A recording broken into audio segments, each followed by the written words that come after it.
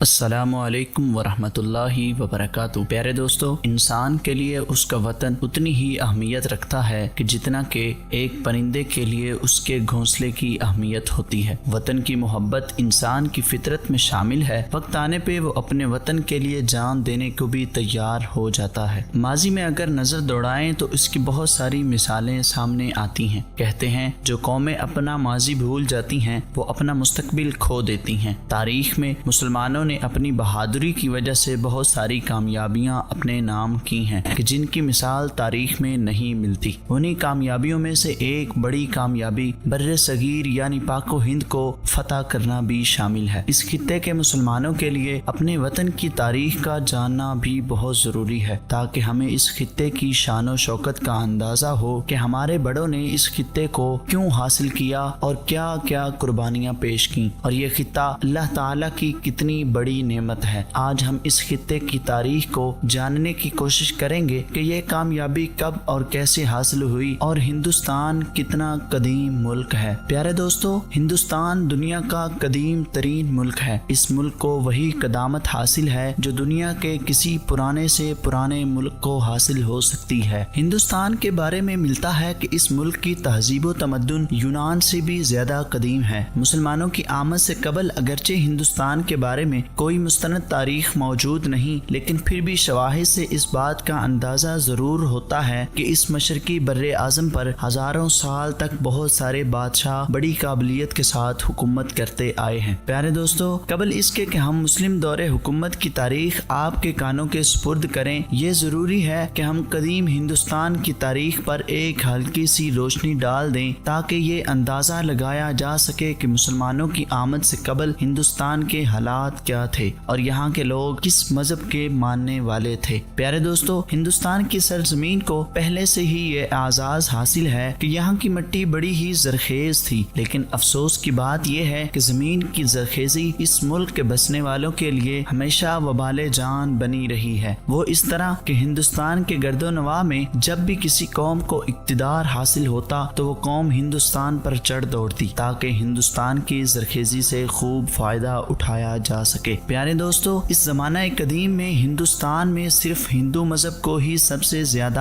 عروج حاصل تھا، لیکن بعد ازاں 600 سال قبل مسیح دو نئے مذہبی رہنما پیدا ہو گئے۔ ان میں سے ایک جین مذہب کے بانی مہادیر جی اور دوسرے گوتم بدھ تھے۔ پھر ایک زمانہ ایسا بھی ہندوستان پر آیا کہ جہاں ہندو مذہب پستی کا شکار ہو گیا اور بدھ مت کے پیروکار ترقی کرنے لگے، حتیٰ کہ بدھ مت کے ماننے والے لوگ برسرے اقتدار آ گئے اور بدھ مت اس وقت ان کا سرکاری مذہب کا درجہ رکھنے لگا اور ہندو مذہب آہستہ آہستہ پستی کا شکار ہوتا گیا۔ یہ دور 321 قبل مسیح سے لے کر 647 عیسوی تک کا دور ہے۔ اس دور میں ہندوستان میں مختلف بادشاہوں نے حکومتیں قائم کی، جن میں سر فہرست چندر گپت موریہ کا خاندان، منگولین خاندان اور اس کے بعد وردھن خاندان بھی شامل ہے۔ پیارے دوستو، اب ہم اپنے مقصد کی طرف بڑھتے ہوئے یہ جاننے کی کوشش کرتے ہیں کہ ہندوستان میں مسلمانوں کی آمد کب ہوئی تھی اور کتنا عرصہ تک مسلمانوں نے ہندوستان پر حکومت کی۔ کیا ہندوستان میں سب سے پہلے اسلام محمد بن قاسم لے کر آئے تھے یا اس سے پہلے بھی ہندوستان میں مسلمان آباد ہو چکے تھے؟ ان سب سوالوں کے جواب اس آنے والی ویڈیو میں آپ ضرور سنیں گے۔ پیارے دوستو، 7ویں صدی عیسوی کی ابتدا میں جبکہ ہندوستان میں راجہ ہرش وردھن کی حکومت ترقی کر رہی تھی، عین اسی زمانے میں ملک عرب میں اللہ تعالیٰ نے اپنے آخری رسول حضرت محمد صلی اللہ علیہ وسلم کو ملک عرب میں مبعوث فرما دیا، کیونکہ ملک عرب میں اس وقت بت پرستی کا دورہ تھا۔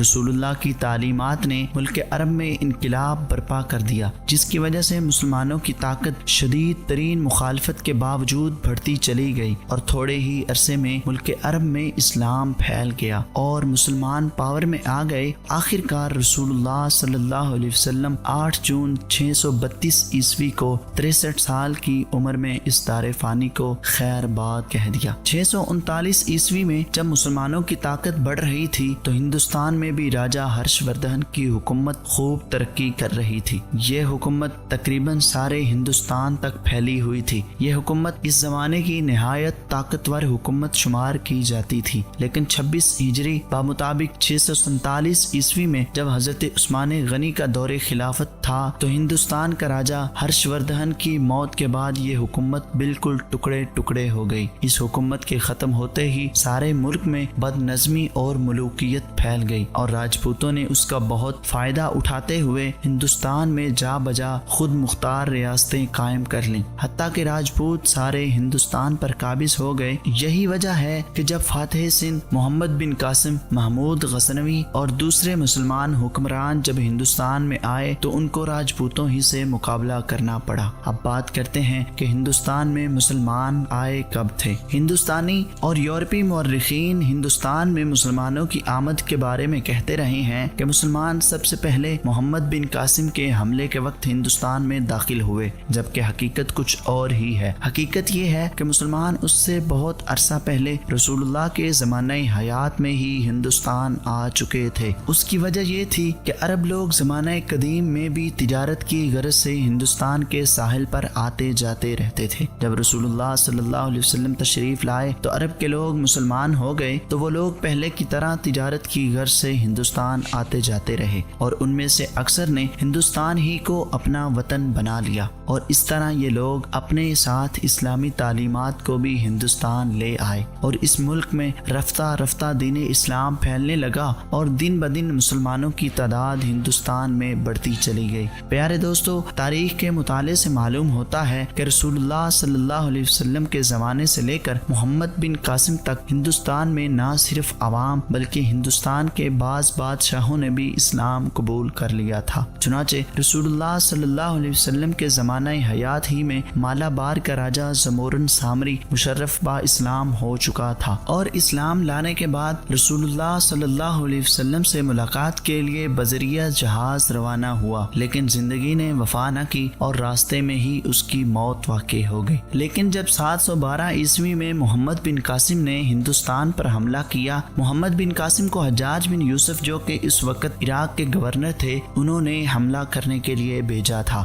وجہ یہ تھی کہ دیبل یعنی موجودہ کراچی کے ہندو راجا نے ایک مسلمان کے قافلے کو لوٹا اور وہاں ان میں ایک خاتون بھی شامل تھی، جس نے قید ہونے کے بعد حجاج بن یوسف کو پکارا اور یہ پکار کسی طریقے سے حجاج بن یوسف تک جا پہنچی۔ حجاج نے فوری طور پر خلیفہ ولید بن عبد الملک سے اجازت چاہی اور ایک لشکر ہندوستان بھیجا۔ اس لشکر کو شکست ہوئی اور تمام سپاہی مارے گئے۔ جس طرح کہ ہم پہلے بھی ذکر کر چکے ہیں کہ ہندوستان پر کئی بار حملہ کیا گیا۔ اس کے بعد دوسرا لشکر بھیجا، لیکن اس کا بھی یہی حال ہوا، حالانکہ دونوں سپہ سالار بہت قابل اور تجربہ کار تھے۔ تیسری بار حجاج بن یوسف نے اپنے بھتیجے محمد بن قاسم کو لشکر کی کمان دے کر ہندوستان روانہ کیا، جس کی عمر ابھی بمشکل 17 سال تھی۔ محمد بن قاسم نے دیبل پر حملہ کیا اور فتح کر لیا۔ محمد بن قاسم کے سلوک سے متاثر ہو کر ہندو اسلام قبول کرنا شروع ہو گئے۔ محمد بن قاسم نے فتوحات کا سلسلہ جاری رکھا، یہاں تک کہ اس فوج سے اس نے پورا سندھ فتح کر لیا اور پنجاب کے کئی علاقے یعنی ملتان تک آ پہنچا۔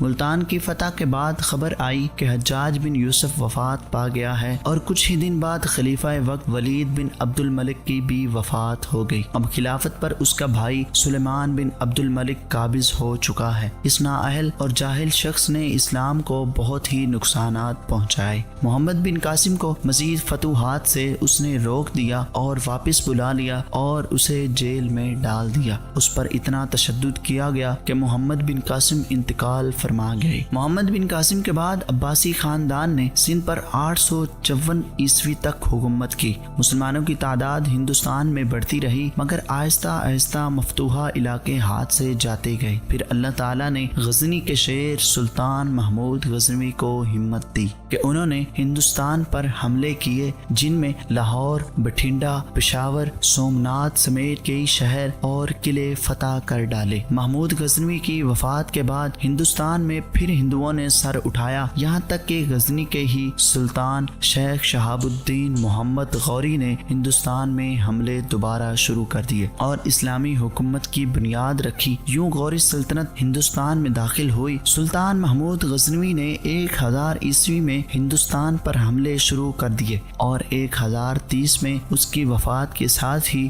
ان حملوں کا سلسلہ بھی رک گیا۔ پھر دوبارہ غوری خاندان نے 1175 سے لے کر 1192 عیسوی تک ہندوستان میں حکومت قائم کی۔ پیارے دوستو، یہاں یہ بات قابل ذکر ہے کہ مسلمانوں نے تقریباً ہندوستان پر 1200 سال حکومت کی، جس کی تفصیل کچھ یوں ہے کہ جو خاندان یہاں حکومت کرتا گیا اس کے نام سے ہی وہی سلطنت کہلاتی گئی۔ ہندوستان پر بہت سے مختلف خاندانوں نے حکومت کی، جن میں سے مملوک سلطنت خاندان غلامہ نے 1206 سے لے کر 1296 تک حکومت کی۔ ان کا عرصہ حکومت تقریباً 97 سال تک کا ہے۔ اس کے بعد خلجی سلطنت نے 30 سال حکومت قائم کی۔ اس کے بعد تغلق سلطنت نے تقریباً 94 سال حکومت کے بعد اپنے ہاتھ کھڑے کر دیے۔ اس کے بعد سید سلطنت کا اختتام 37 سال کے بعد ہو گیا۔ بعد ازاں لودھی سلطنت نے یہ بیڑا اٹھایا اور ان کا دور حکومت تقریباً 75 سال رہا۔ اس کے بعد پہلا دور شروع ہوتا ہے مغل سلطنت کا۔ اس سلطنت کا 13 سال بعد اختتام ہوا۔ اس کے بعد شیر شاہ سوری نے اپنی سلطنت قائم کی۔ ان کا دور حکومت تقریباً 16 سال ہے۔ اس کے بعد مغلیہ سلطنت کا دوسرا دور شروع ہوتا ہے، جس کا عرصہ حکومت تقریباً 315 سال ہے۔ الغرض 1857 عیسوی میں انگریزوں نے ہندوستان میں اپنی حکومت قائم کر لی اور مغل سلطنت کا خاتمہ کر دیا۔ بہادر شاہ ظفر، جو کہ مغل سلطنت کا آخری بادشاہ تھا، اس کو قید کر لیا گیا۔ انگریزوں نے تجارت کی غرض سے بر صغیر میں قدم رکھے اور بہت ہی چالاکی کے ساتھ ہندوستان پر قبضہ کرنا شروع کر دیا۔ 1858 تک برٹش ایسٹ انڈیا کمپنی کے نام سے حکومت قائم کی اور 1857 عیسوی میں جب ہندوستان کی عوام نے جنگ آزادی میں شکست کھائی تو ہندوستان پر انگریزوں کی حکومت اور بھی مضبوط ہو گئی اور یوں انہوں نے ہندوستان کو براہ راست تاج برطانیہ کے حوالے کر دیا۔ پاک و ہند کی عوام کو 1947 تک کا عرصہ غلامی کی صورت میں گزارنا پڑا اور پھر آزادی کا سورج طلوع ہوا۔ پیارے دوستو، یہ تھا ہندوستان کی تاریخ کا ایک باب۔ اس کے بعد ہم آنے والی ویڈیو میں 1857 کی جنگ آزادی کا پس منظر بیان کرنے کی کوشش کریں گے۔ ہمارے ساتھ جڑنے کے لیے چینل کو سبسکرائب کریں۔ ملتے ہیں اگلی شاندار ویڈیو میں، تب تک کے لیے اللہ حافظ۔